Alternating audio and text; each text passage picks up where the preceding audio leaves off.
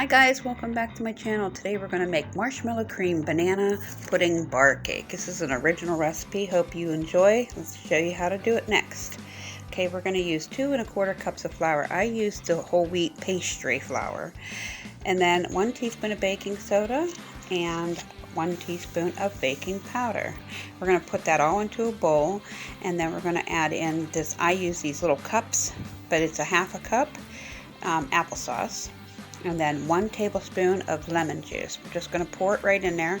Then get a box of the Jello cook and serve, and you're going to go ahead and pour that right in. And then 1 overripe banana. You could mash it or just throw it in because it'll mix up when you blend it. 1 cup of almond milk. Dump that in there, and 1 cup of water. And we're going to go ahead and add that. Now we're going to do 2 flax seeds. And that is 2 tablespoons of flaxseed to 6 tablespoons of water.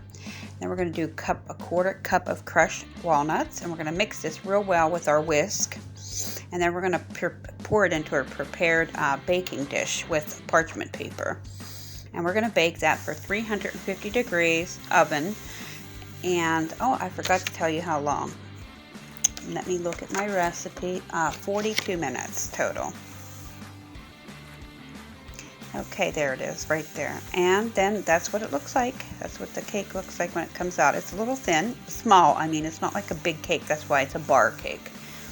Okay, these are vegan dandy marshmallows, and they're delicious. They can taste like a real marshmallow. Sometimes they have trouble melting, but if you do it this way, you should have no trouble.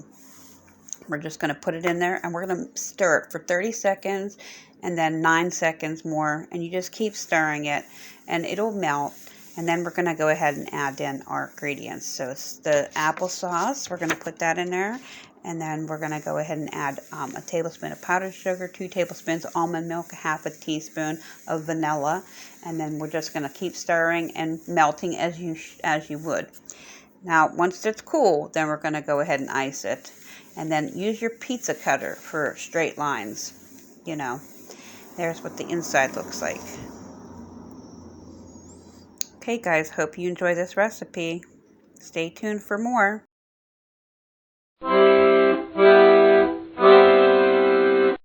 Why can't you keep secrets in a bank? Because of all the tellers.